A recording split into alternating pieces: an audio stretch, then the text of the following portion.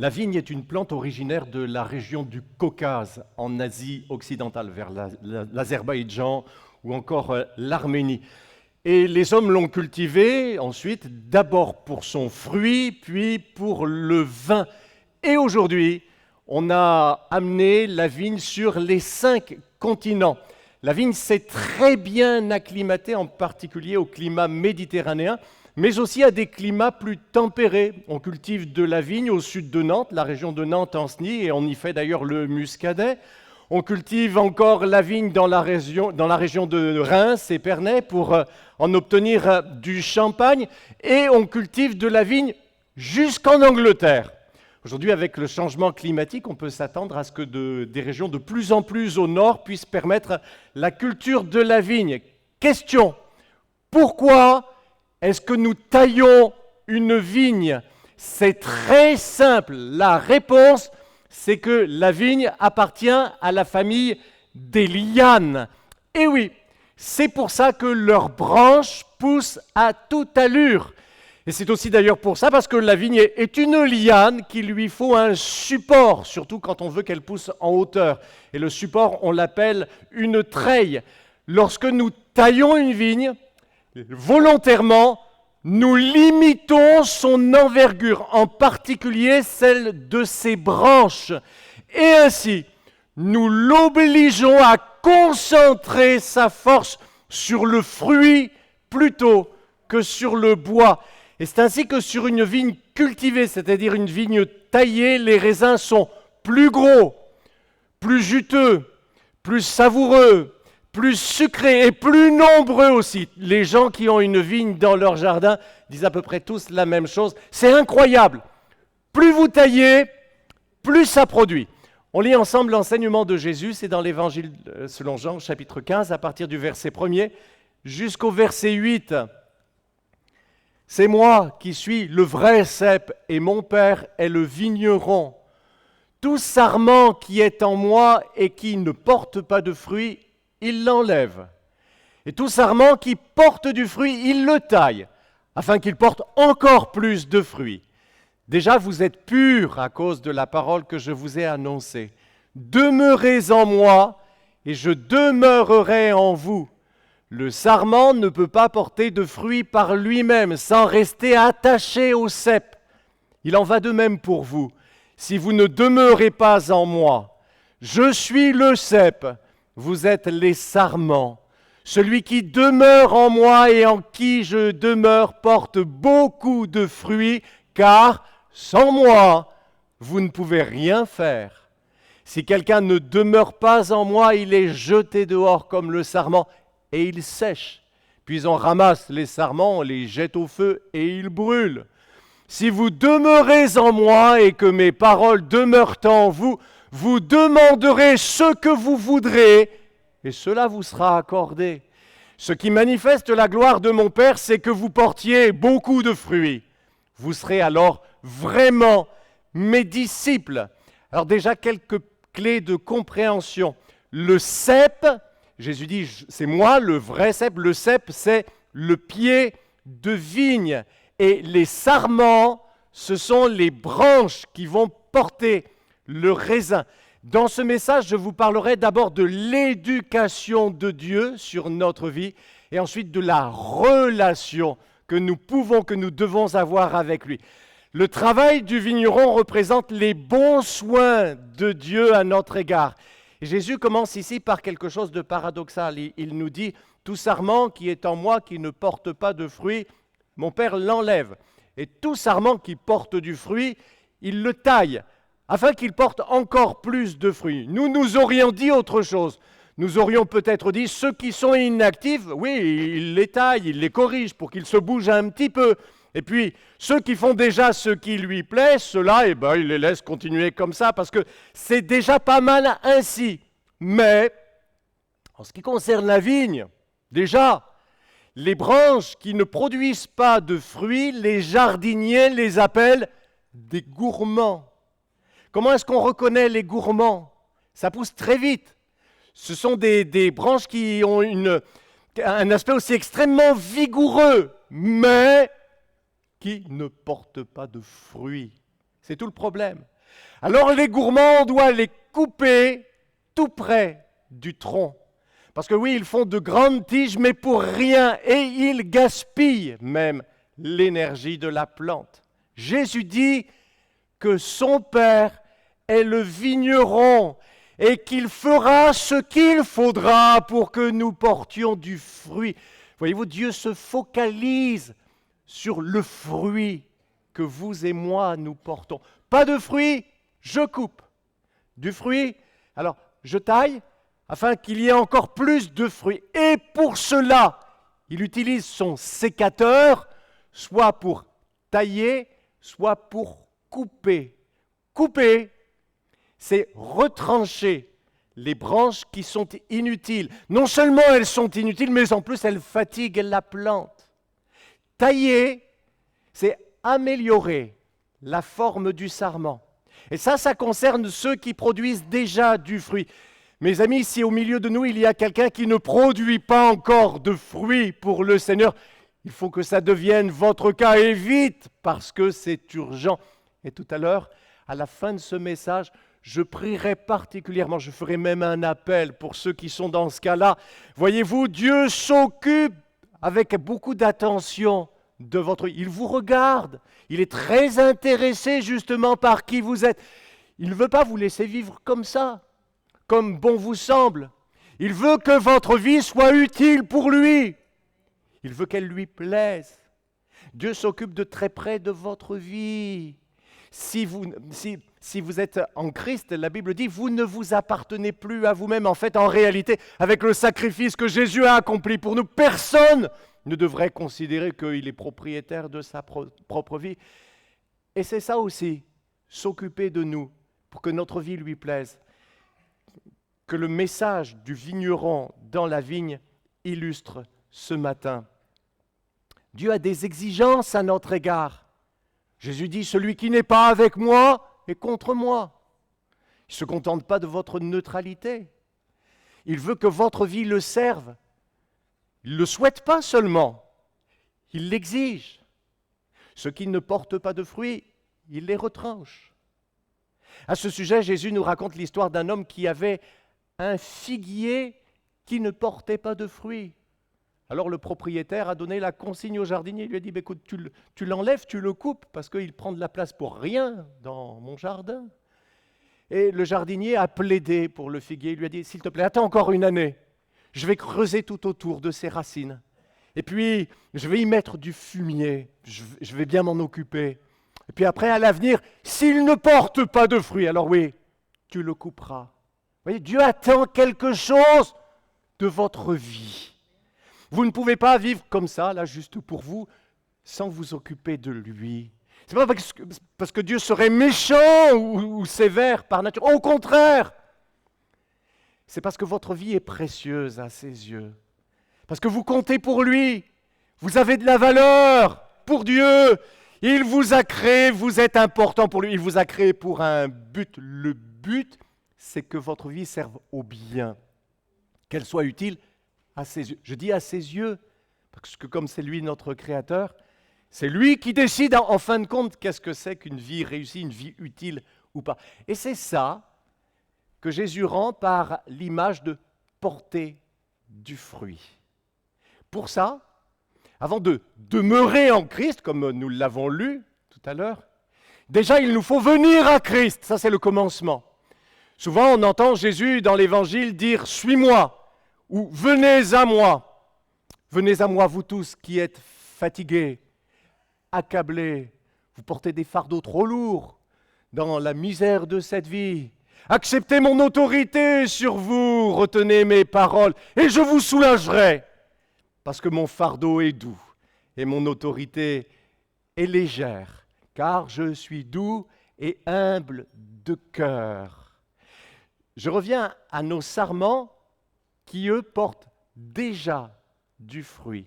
Ceux-là, dit Jésus, il les taille pour qu'ils produisent encore plus de fruits. Comme nous nous identifions à la vigne, quand nous entendons ça, déjà il y a une petite inquiétude. Évidemment, une vigne ne souffre pas comme nous, parce qu'elle n'a pas de système nerveux central. Mais rien que d'entendre ça, il taille la vigne, ça évoque pour nous quelque chose de douloureux. Tac, cette branche, elle est trop longue. Tac, celle-là, elle ne sert à rien. Et comme nous nous mettons à la place de la vigne, nous avons de dire, bon, c'est bon maintenant, c'est bon, hein. On va passer à autre chose. Mais le vigneron continue. Et puis encore celle-là, tchac. Ah oui, aussi celle-là, tchac, tchac, tchac, tchac, tchac, tchac. Ça n'arrête pas. Et à la fin, la vigne taillée est comme un mouton tondu. Il ne lui reste plus grand-chose. Mais c'est le secret, parce que c'est comme cela, et c'est seulement comme cela qu'elle va porter beaucoup de fruits. J'aime cet enseignement de Jésus, mais comme vous, je m'identifie à la vigne, je ne sais pas pourquoi. C'est bon, Seigneur, on peut passer à autre chose maintenant? Pourquoi est-ce que tu permets cette maladie dans ma vie? Ça sert à quoi? Ça sert à rien. Pourquoi j'ai un chef ou un collègue difficile au travail? Moi, je préfère ceux qui sont gentils, ceux qui sont faciles. Ou encore, vous avez un mari compliqué. Vous dites que ce serait plus facile s'il était moins compliqué, ça c'est sûr. S'il était moins compliqué, ce serait plus facile. Ou alors, c'est votre enfant qui vous en fait voir de toutes les couleurs. Qu'est-ce qui peut sortir de bon de tout ça? Seigneur, pourquoi tu m'as déjà repris ma mère? Pourquoi tu m'as pris mon frère? Pourquoi tu m'as enlevé mon mari? Je pleure dans mon deuil. Allez, plus dur que ça encore. Seigneur, pourquoi c'est moi qui ai dû enterrer mon enfant et pas l'inverse? Pourquoi m'avoir retranché ça? Et là, vous entendez la voix du Seigneur qui vous dit « Attache-toi à moi, agrippe-toi à moi ». Vous comprenez? Comment est-ce que vous réagissez dans ces moments? Pour que vous et moi, nous réagissions mieux, Jésus nous enseigne les choses, le pourquoi du comment. Pour que nous acceptions, puis pour que nous ayons la paix en lui, pour que nous voyions le positif, pour que nous puissions collaborer, entrer dans ce que Dieu fait dans notre vie. C'est qu'il travaille en nous, par ces moyens étranges, il faut le dire, de fructification.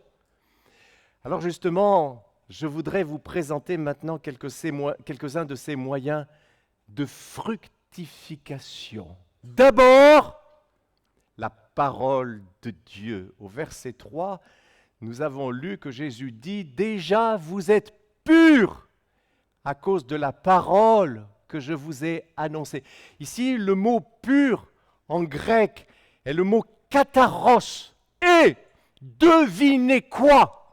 C'est exactement le même mot que Jésus utilise pour parler des branches qui ont été taillées. D'autres versions disent qui ont été émondées, taillées en grec « katairo ». Une vigne taillée est donc une vigne purifiée aux yeux de Dieu. Elle est lavée de tout ce qui l'encombre et qui l'empêche de porter beaucoup de fruits. Et comme le vigneron purifie la vigne en la taillant, Dieu purifie notre vie par sa parole.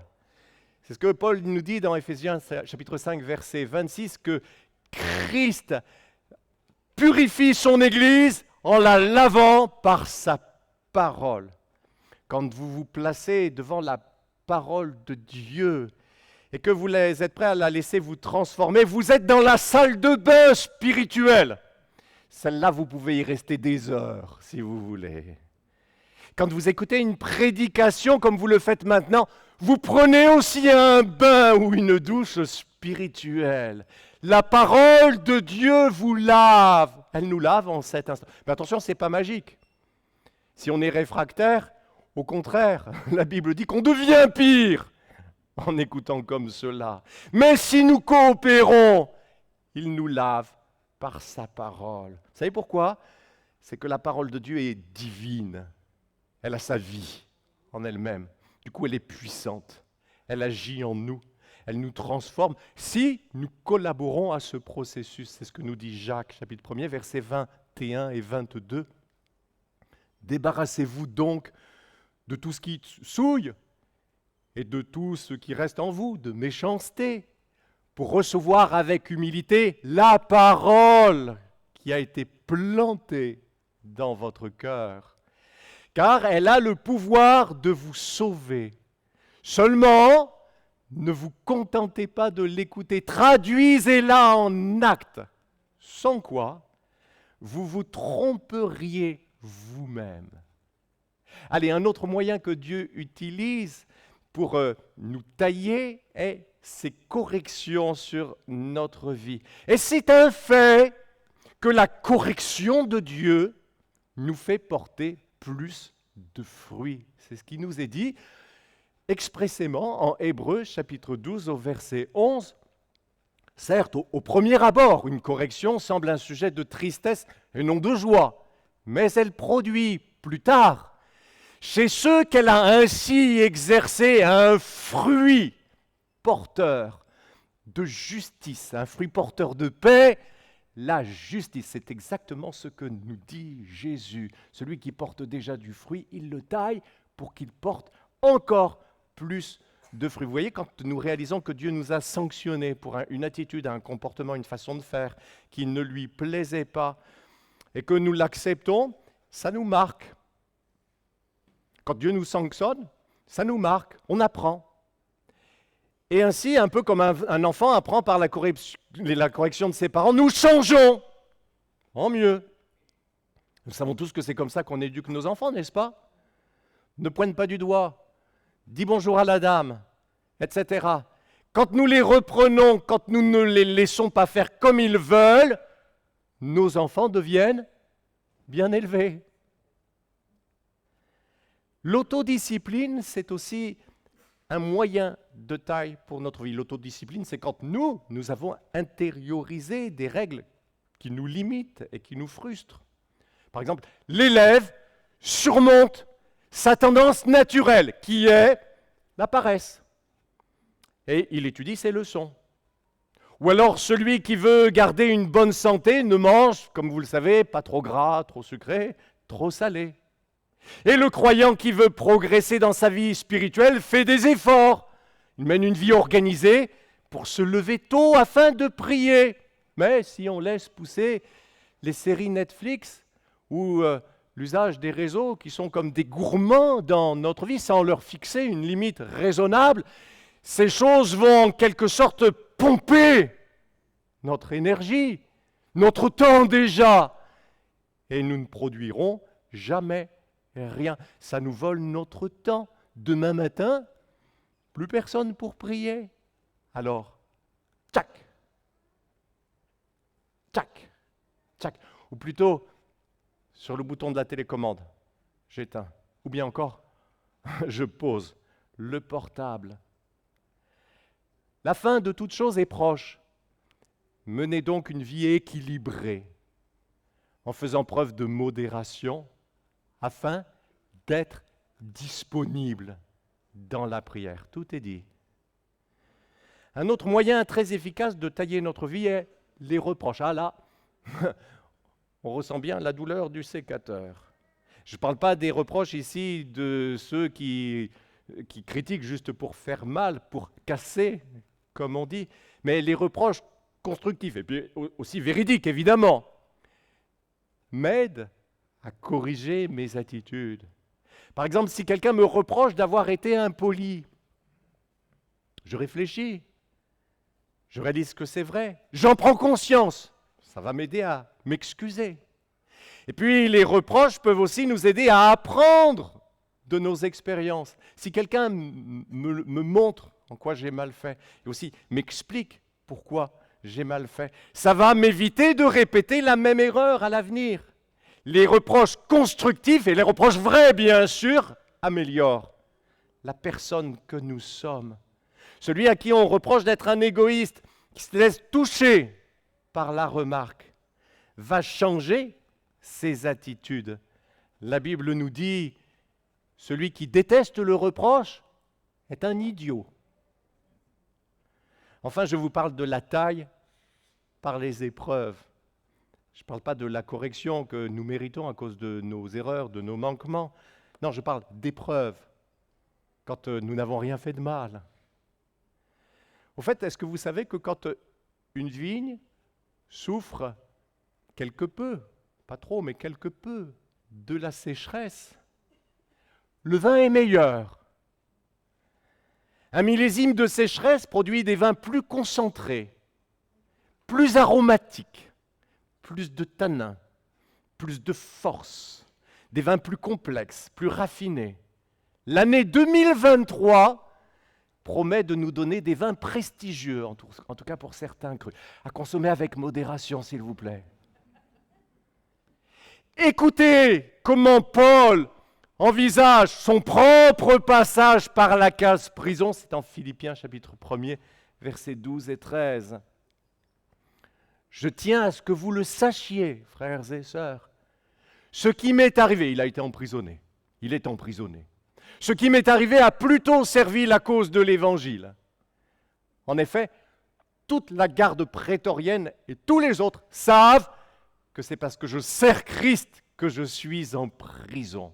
Les commentateurs nous expliquent que les membres de la garde prétorienne, c'est-à-dire la garde personnelle de l'empereur, se relayaient pour surveiller les prisonniers. C'est ainsi que quand un homme restait assez longtemps en détention, tous les gardes, à la fin, connaissaient ce prisonnier. Et vous pouvez faire le lien avec Paul qui est dans sa cellule et qui voit un beau matin arriver un nouveau garde. Tiens, celui-là, je ne l'ai encore jamais vu. Je n'ai jamais eu l'occasion de lui parler. Et au cours de sa détention qui s'est prolongée, Paul a eu l'occasion d'évangéliser toute la garde de César. Il en a bien ri lui-même. Il a porté du fruit en passant par la case prison. Il a su le voir, le reconnaître et il a rendu gloire à Dieu. Si vous vous efforcez de tout votre cœur d'être agréable au Seigneur, de marcher avec Dieu, je vous propose là, pendant un instant, regardez votre passé droit dans les yeux avec courage. Souvenez-vous de ces moments où vous êtes passé par ces épreuves qui vous ont fait tant souffrir, les plus injustes de vos épreuves, les plus incompréhensibles sur le moment. Maintenant, réfléchissez bien. Mettez ces périodes en parallèle avec le fruit que vous avez porté. Et vous pourrez vous rendre compte, si vous êtes attaché à Dieu, si vous faites tout ce qu'il faut et que votre plus cher désir est de marcher avec lui, alors vous pourrez vous rendre compte qu'à chaque fois que Dieu a permis ces épreuves les plus dures dans votre vie, ça a été les occasions où il vous a fait progresser le plus vite, en grâce, dans ces moments précis, par les progrès qu'il vous avait fait. En tout cas, en ce qui me concerne, moi je peux faire le lien, c'est presque mathématique. Ce sont comme deux courbes, les épreuves, les grâces que Dieu m'accorde. Deux courbes qui se suivent d'une manière presque parallèle sur un graphique. C'est étonnant. Ce qui fait que si on me demandait, écoutez bien, hein, si on me demandait si je voulais à nouveau passer par là, si j'avais l'occasion de retourner dans le passé, je répondrais oui. Oui. Celui qui porte du fruit, il le taille, afin qu'il porte encore plus de fruits. Je termine avec la nécessité absolue de la relation que nous avons avec Jésus pour produire du fruit. Le sarment ne peut pas porter du fruit par lui-même, sans rester attaché au cep. Le cep, c'est le tronc, les sarments, ce sont les branches. Comment la branche va-t-elle porter du fruit? Il faut absolument que je porte du fruit. Je me dis qu'il faut que je porte du fruit. Il faut que je porte du fruit. Non. Mais que la branche reste juste attachée au tronc et quoi? La nature va faire le reste. Le tronc ira puiser l'eau et les éléments nutritifs dans le sol par ses racines. Puis, le tronc va acheminer cette nourriture sous la forme de la sève jusque dans les branches. Et les branches, elles portent juste le fruit automatiquement, je dirais sans effort, juste en restant attachées au tronc. Ce qu'elles font, elles portent le fruit, mais c'est le tronc qui le produit. C'est tout. C'est aussi simple que cela. La vie chrétienne, comme nous le disons souvent, c'est pas une affaire de religion, c'est une relation. Jésus dit, celui qui demeure en moi et en qui je demeure porte beaucoup de fruits, car sans moi, vous ne pouvez rien faire. Voilà comment ça se passe concrètement pour vous. À un moment, vous pleurez parce que vous réalisez que vous n'arrivez à rien. Mais vous pleurez devant Dieu parce que vous voulez vous rapprocher de Jésus. Vous avez compris que c'est parce que vous êtes sans lui que vous n'arrivez à rien de bon en tout cas. Vous pleurez de votre médiocrité, vous êtes si loin de ce que vous voudriez être, n'est-ce pas? Et à un moment précis, pendant que vous êtes avec Jésus, à vous pencher contre lui, que vous vous efforcez de le laisser toucher votre vie, sans que vous vous en rendiez compte, c'est ça. Sans que vous vous en rendiez compte. Le caractère de Christ passe en vous. Vous demeurez en lui et il demeure en vous. Le caractère de Christ devient le vôtre. C'est miraculeux. Ça ne s'explique pas. C'est spirituel. C'est la vie chrétienne. Christ produit le fruit et vous, vous portez le fruit. Le fruit que vous porterez aussi va se manifester dans la prière. Je termine avec ça. Jésus dit, si vous demeurez en moi et que mes paroles demeurent en vous, vous demanderez ce que vous voudrez et cela vous sera accordé. Qu'est-ce que ça veut dire? Nous disons que nous ne sommes pas toujours exaucés dans nos prières, n'est-ce pas? Oui ou non?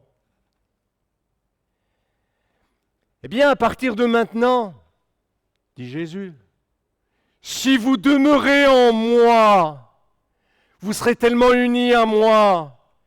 Moi aussi, je demeurerai en vous, j'habiterai en vous, je vivrai en vous. Et à partir de ce moment-là, vos pensées ne seront rien d'autre que mes pensées. Vos désirs ne seront rien d'autre que mes désirs. Je vivrai en vous. Vos prières ne seront que l'expression de mes prières. Et là, il n'y a même pas à forcer. Vous demanderez ce que vous voudrez parce que ce que vous voudrez ne sera rien d'autre que ce que Jésus veut. Jésus qui vit en vous, en qui vous demeurez et en qui, lui, il demeure, qu'alors il vous exaucera, il exaucera la prière de Jésus tout simplement. Jésus nous dit que son Père est le vigneron. Dans la vigne que j'ai dans mon jardin, le vigneron, c'est pas mon père, c'est mon beau-père. Je le laisse faire parce que il s'y connaît. Et tous les hivers, c'est la même chose. Avec son sécateur, il fait une razzia dans la vigne. Je crois que quand la vigne le voit arriver en hiver avec son sécateur, elle tremble. Mais je le laisse faire parce qu'il s'y connaît. Et tous les étés, c'est la même chose. Quand mon beau-père revient devant la vigne se courbe devant lui, chargée des grosses grappes de raisin qu'elle produit par ses bons soins. C'est ainsi que Dieu fait avec votre vie. Laissez-le faire. Mieux que cela, collaborez avec lui. Et vous serez fiers. Vous serez heureux, comme la vigne, de vous courber devant votre Dieu, chargé des bons fruits qu'il vous aura fait porter. Que Dieu nous bénisse ensemble. Alléluia. Nous avons été heureux de vous proposer ce message. Déjà, s'il vous a plu, n'hésitez pas à le liker, voire à laisser un commentaire. Ça permettra à la vidéo de rayonner davantage auprès des autres utilisateurs. Aussi, abonnez-vous à notre chaîne. Ça vous permettra de bénéficier en continu du reste de nos programmes. Que Dieu vous bénisse.